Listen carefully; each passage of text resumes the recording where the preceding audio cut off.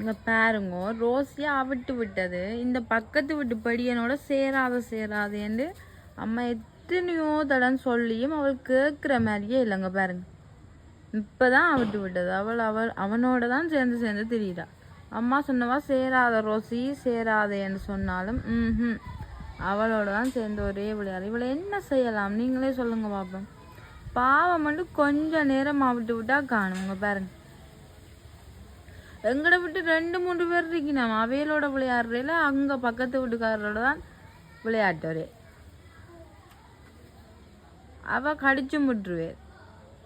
ரோசிங்க வா. ரோசி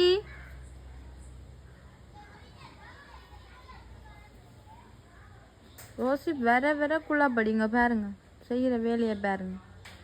இவளை என்ன செய்யறன்னு எனக்கு தெரியவே இல்லை. நேற்று எங்களை அம்மா அக்கப்பக்கம் எடுத்து அடிச்சு கூட அவள் திருந்துறாளே இல்லை. நீ இவளை அவிட்டு விடுற இல்லை, அதான் பிளான். வேற ஒன்றுமே செய்யலாம். ரோசி